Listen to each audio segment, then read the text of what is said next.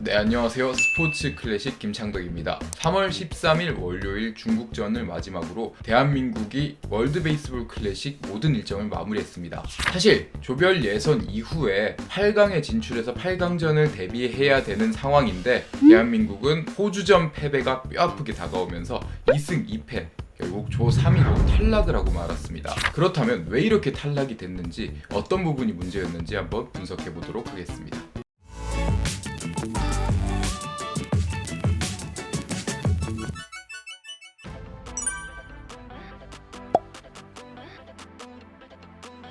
사실 대한민국의 조편성은 탈락을 해서 그렇지 굉장히 편한 편이었습니다. 바로 옆 동네 대만이 치르고 있던 A조 예선만 봐도 알 수 있는데요. A조는 대만 이외에 파나마, 네덜란드, 쿠바, 이탈리아 이렇게 5팀이 한 조를 이루고 있는데요. 이 팀들의 객관적인 전력은 일본보다 강한 팀은 한 팀도 없지만 또 반대로 호주보다 약하다고 할 수 있는 팀이 한 팀도 없습니다. 그렇기 때문에 A조는 모두가 물고 물리는 승부를 하는 끝에 전원이 2승 2패를 기록했고 최소 실점에 따라서 쿠바와 이탈리아가 8강에 진출을 하게 됐는데, 만약에 우리나라가 이런 경기력으로 A조에 들어갔다면 정말로 농담이 아니라 전패를 당하고 조 5위로 탈락해 다음 WBC 대회에서는 예선부터 치러야 하는 최악의 상황까지 왔을 겁니다. 왜 이런 문제가 발생했을까요?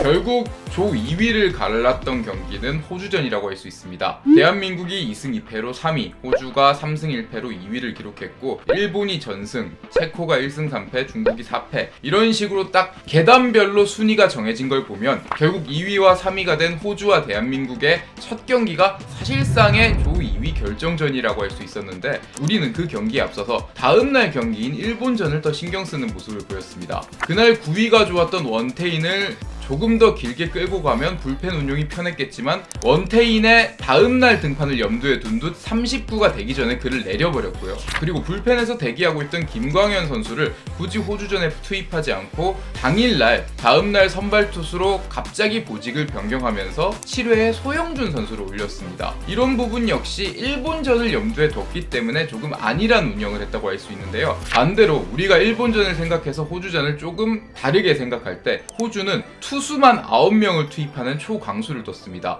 1회부터 9위가 좋은 투수를 차례대로 등판시켰으며 우리가 조금 적응을 할 만하면 새로운 투수를 올려버리면서 실점을 최소화하는 데 애를 썼는데요. 그렇기 때문에 호주는 8대7로 귀한 승리를 거둘 수 있었고 그 승리 덕에 마지막까지 2위를 유지해 8강에 진출할 수 있게 됐습니다. 이 부분은 토너먼트를 치르면서 어떤 부분이 더 중요한지 벤치가 망각을 했다고 할 수 있습니다.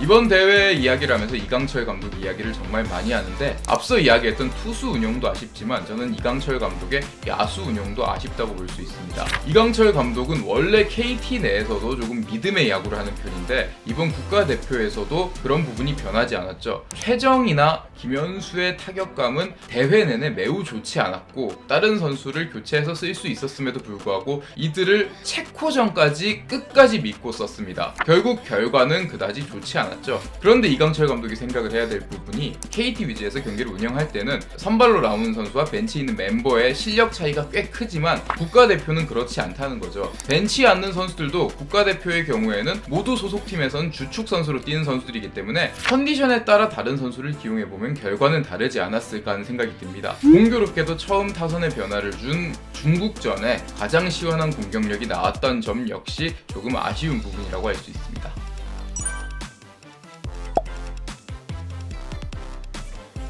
이강철 감독이 정말 쉴드를 칠 수 없을 정도로 안 좋은 운영을 한 건 사실이지만 선수들 역시도 문제가 있었던 선수들이 분명히 있습니다. 누구라고 이야기를 하기는 조금 어렵겠지만 선수들 중에서 제대로 준비가 안 된 투수들이 굉장히 많았습니다. 그렇기 때문에 이 투수들은 감독이 도저히 박빙의 상황에서 올릴 수 없었기 때문에 나오는 선수만 나오는 문제가 발생하게 된 거죠. 원태인 같은 경우에는 원래 보직이 선발임에도 불구하고 불펜 보직으로 호주전과 일본전을 많은 투구수로 연투를 했고, 그리고 이틀만 휴식한 뒤에 다시 중국전 선발에 나오는 최악의 스케줄을 보이기도 했습니다. 결국 중국전은 상당히 지친 모습을 보이기도 했었죠. 이런 부분은 정말 아쉽습니다. 결국 중국전에 원태인 선수가 부진하면서 좋은 소리를 못 들었는데, 원태인이나 박세웅, 김광현 같이 대회를 위해서 열심히 준비한 선수들은 대표팀의 결과가 좋지 않아 오히려 좋은 칭찬을 많이 못 듣고, 경기에 나오지도 못하는 준비가 안 된 선수들은 준비가 잘 된 선수 뒤에서 숨어서 묻혀서 가는